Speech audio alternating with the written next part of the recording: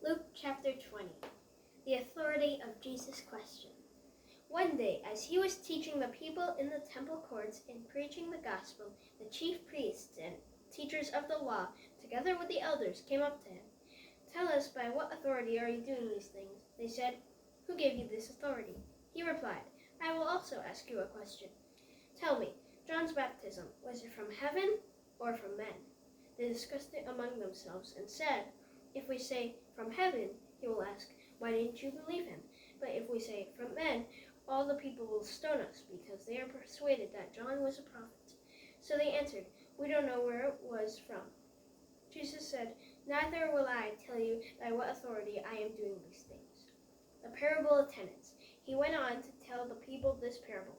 A man planted a vineyard, rented it to some farmers, and went away for a long time. At harvest time, he sent a servant to the tenants so that they would give him some of the fruit of the vineyard. But the tenants beat him and sent him away empty-handed. He sent another servant, but that one they also beat and treated shamefully and sent away empty-handed. He still sent a third, and they wounded him and threw him out. Then the owner of the vineyard said, "What shall I do? I will send my son, whom I love. Perhaps they will respect him." But when the tenants saw him, they talked the matter over. "This is the heir," they said. "Let's kill him, and the inheritance will be ours." So they threw him out the vineyard and killed him. What then will the owner of the vineyard do to them? He will come and kill those tenants and give the vineyard to others. When the people heard this, they said, "May this never be."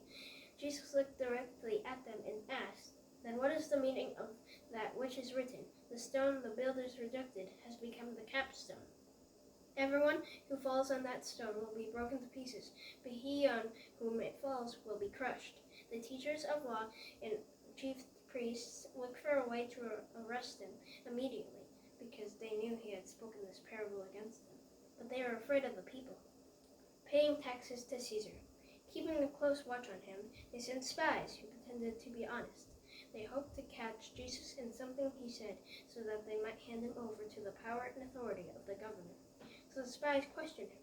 "Teacher, we know that you speak and teach what is right, and that you do not show partiality, but teach the right way in God's accordance with the truth.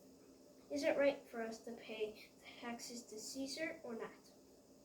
He saw through their duplicity and said to them, "Show me a denarius, whose portrait and inscriptions are on it." "Caesar's," they replied. He said to them, "Then give to Caesar what is Caesar's, and to God what is God's." They were unable to trap him in what he just said there in public, and astonished by his answer, they became silent.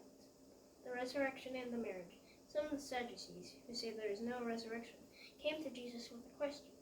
"Teacher," they said, "Moses wrote for us that if a man's brother dies and leaves a wife but no children, the man must marry the widow and have children for his brother. Now there are 7 brothers. The first one married a woman and died childless. The second and the third married her, and in the same way the 7 died, leaving no children.